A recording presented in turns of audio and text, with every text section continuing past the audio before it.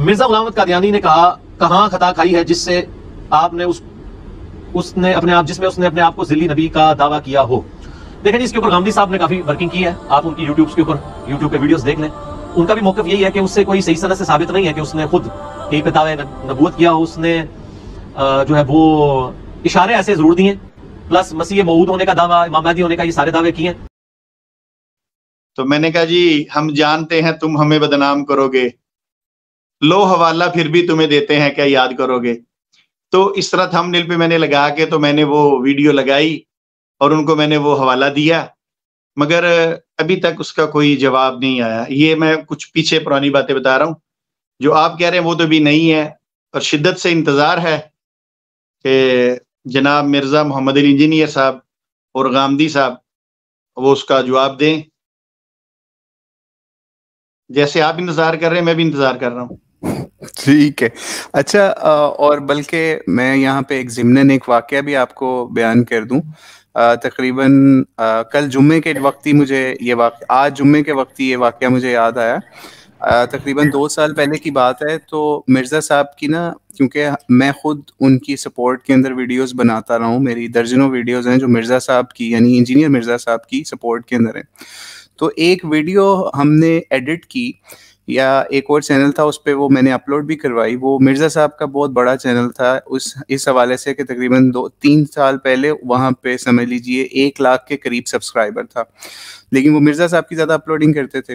وہاں پہ اور بھی اسکالرس کی اپلوڈ ہوتی تھی. تو میں نے وہاں پہ ایک ویڈیو اپلوڈ کروائی ادھر کے ایڈمن کے تھرو, جس کے اندر ایک طرف یہ بات تھی کہ مرزا صاحب سے کسی نے سوال پوچھا کہ غامدی صاحب کہتے ہیں کہ یہ جو ہے دعویٰ نبوت تو اس نے نہیں کیا, یہ تو صرف اس کے بعد کے لوگوں نے اور صوفیہ اور اس طرح کی چیزوں کو مکس کر کے جو ہے وہ اس کو نبی بنایا, تو اس نے دعویٰ نبوت تو نہیں کیا.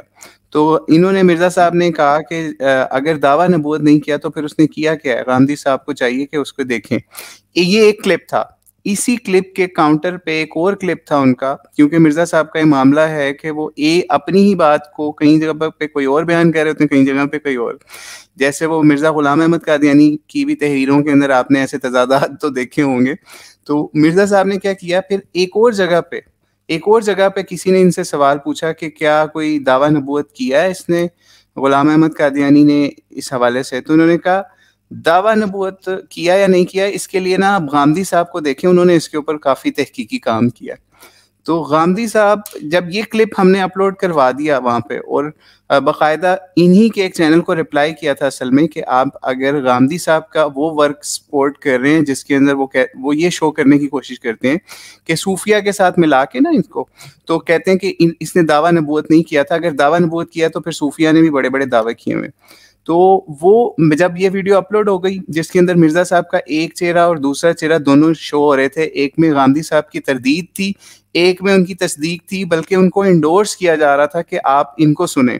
اور اس حوالے سے مرزا کے دعوے کے حوالے سے, مرزا قادیانی کے حوالے سے, تو جب وہ ویڈیو اپلوڈ ہوگی اور اس پہ تھوڑی سی ہماری آواز میں ایکسپلینیشن بھی تھی. وہ ویڈیو ابھی ایک چھوٹے چینل پہ بھی اپلوڈ ہے, وہاں تھوڑے کم ویوز آئے تھے.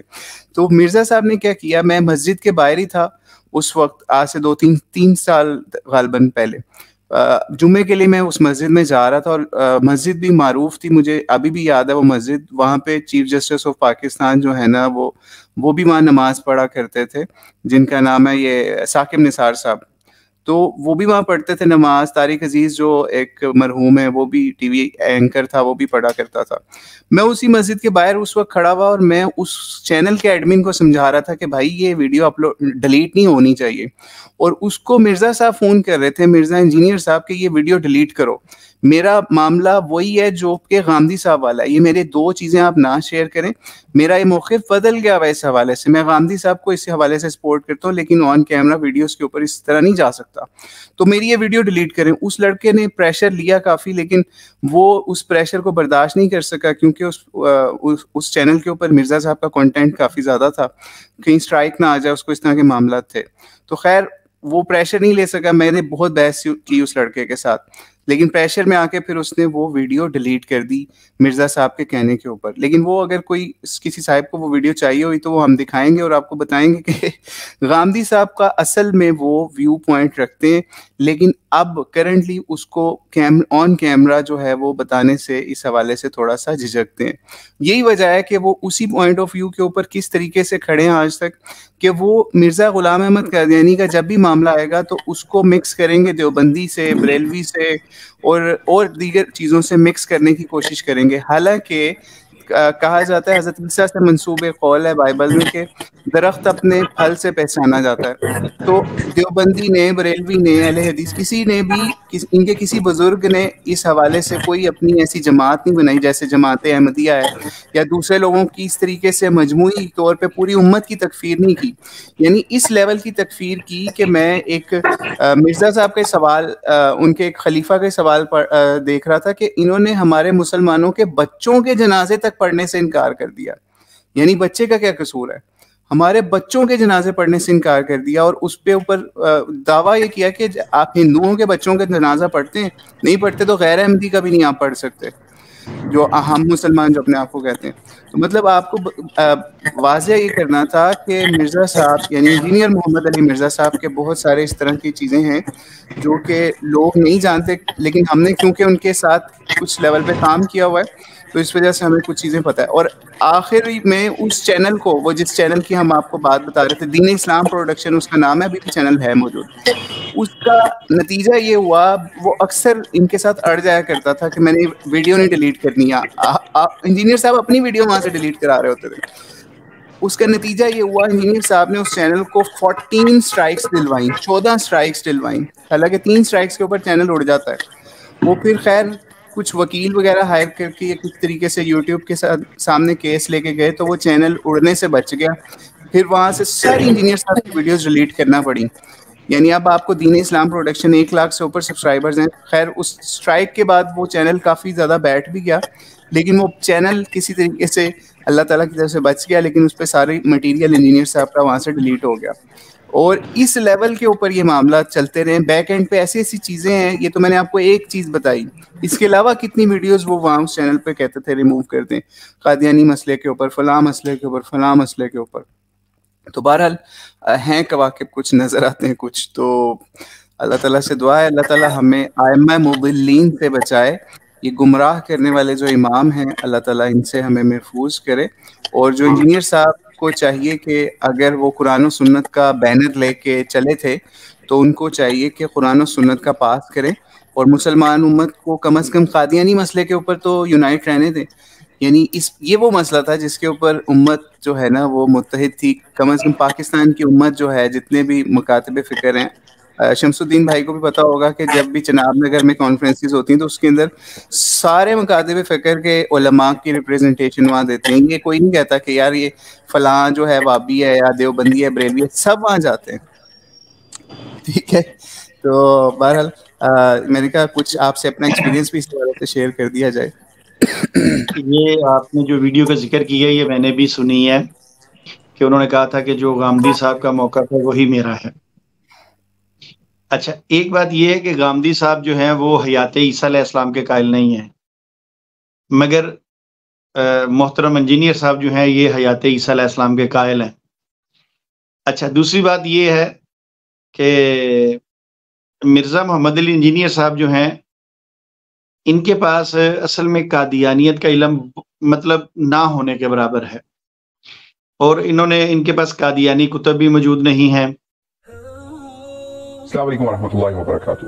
انڈرسٹینڈ اسلام والوں نے جاوید احمد غامدی صاحب کی ایک ایسی ویڈیو اپلوڈ کی جس کے اندر یہ بتایا گیا, مقدمہ قائم کیا گیا کہ جاوید احمد غامدی صاحب کا یہ موقف ہے, اور یہ مقدمہ ہے کہ بزرگ بابوں کی تحریریں جو ہیں یا تصوف کی جو بڑی بڑی شخصیات ہیں ان کی وجہ سے یا ان کی بگڑی ہوئی فارم مرزا غلام احمد قادیانی ہے, جن کو وہ دعوی نبوت سے عاری یا خالی سمجھتے ہیں.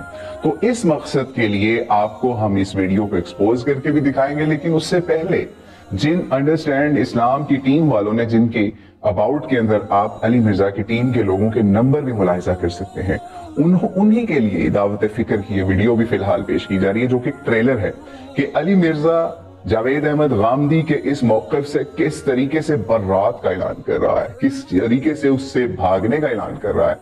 लेकिन अंडरस्टैंड इस्लाम टीम वाले लेकिन अपनी फिरका परस्ती और कादियानियत की पुश्त पनाही के चक्कर में गामदी साहब की वो 40 मिनट की वीडियो ऑन एयर करके व्यूज कमाते नजर आ रहे हैं। उसकी भी हकीकत और उसकी खयानतों को हम अगली आने वाली इक़्साद के अंदर आपको दिखाएंगे कि किस तरह जावेद अहमद गामदी साहब ने शाह इस्माइल शहीद रहमतुल्लाह अलैह, शाह वलीउल्लाह रहमतुल्लाह अलैह और दीगर बुजुर्गों, आइमा, मुहद्दिसीन और उसके अलावा तसव्वुफ के इमामों के ऊपर किस तरीके से एक महाज खोला और झूठा महाज खोला। हालांकि इनमें से एक ने भी आज तक दावा नबूवत नहीं किया, इनमें से एक ने भी आज तक नबूवत का दावा करने वालों की सपोर्ट नहीं की।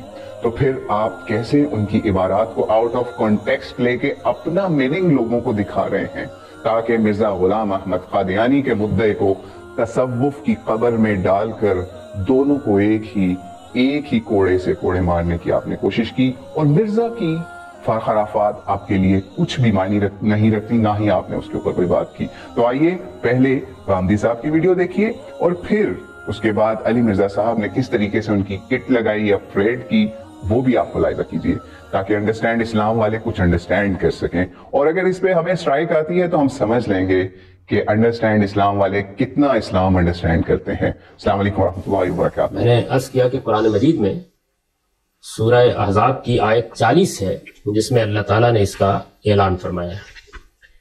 सूरह अहज़ाब की इस आयत का मुताला करने से पहले मैं इसका पस मंजर आप पर वाज़ेह करना चाहता हूं। इस पस मंजर की वजाहत इसलिए जरूरी है कि हमारे यहाँ आम तौर पर लोग ये समझते हैं कि ये मसला दौर जदीद मिर्जा गुलाम अहमद साहब कादियानी ने पैदा किया, वरना उम्मत मुस्लिमा में ये कोई मसला नहीं था और उन्होंने अपनी नबूवत का जैसा कुछ भी उसकी ताबीरात की जाती हैं ऐलान कर दिया और उससे एक नई तफरीक उम्मत में पैदा हुई। मैं चूंकि इसके बिल्कुल बरखिलाफ ये समझता हूँ कि ये मसला बहुत पुराना है और इस मसले की असासात असलन तसव्वुफ में है।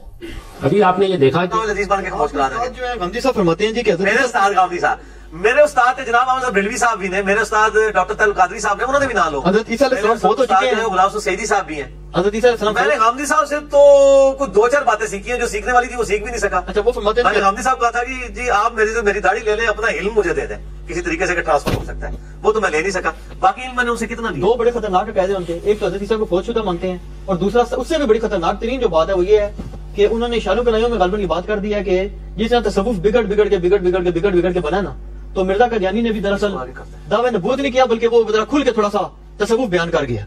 हाँ, ये इसके बाद आप गामदी साहब का कैसे दिफा करेंगे? कि मैंने गामदी साहब का दिफा नहीं करना, ना मैंने गुलाम कादियानी का दिफा करना है, ना किसी और सूफी का दिफा करना है, ना किसी मुहद्दिस का। वो अपना दिफा खुद। आप ये बात मानते हैं कि कादियानी ने दावे नबूवत किया? मुझे तो तवातुर से बात पहुंची है। गामदी साहब ने ऐसी किताबें रखी थी? अच्छा नहीं, वो किताबों के अंदर वो इतनी एम्बिगुअस किताबें हैं उनकी गुलाम कादियानी की कि वो एक आम आदमी के लिए तो जज करना मुश्किल है। हम ये कहते हैं इस वक्त जो उनके बड़े फॉलोअर्स हैं, कट्टर मानने वाले जो कादियानी है, अहमदी अपने आप को कहते हैं, उनका तो ये दावा है उनके बारे में नबूवत का किया, नबूवत का। गामदी साहब अगर कहते हैं उन्होंने दावा नबूवत नहीं किया, तो फिर उनसे उन्होंने किया क्या है? जो कुछ उन्होंने किया वो सामने उम्मत के आ गया। या तो दावा नबूवत किया उन्होंने, या वो मुजद्दिदियत वाला जो इशू है वो जो लाहौरी ग्रुप मानता है। हम यही समझते हैं कि ये कोई पुराना जमाने का वाकया नहीं है। आज इस बात को बमुश्किल 100 साल ही गुजरे हैं। गुलाम कादियानी को फौत हुए 1908 के अंदर गालबन फौत हुए वो। तो उनकी जितनी तालीमात है वो, बल्कि ऐसे लोग भी अभी जिंदा है जिन्होंने डायरेक्टली नहीं तो इनडायरेक्टली उनसे इस्तेफादा किया हुआ है और उनकी तालीमात मौजूद है।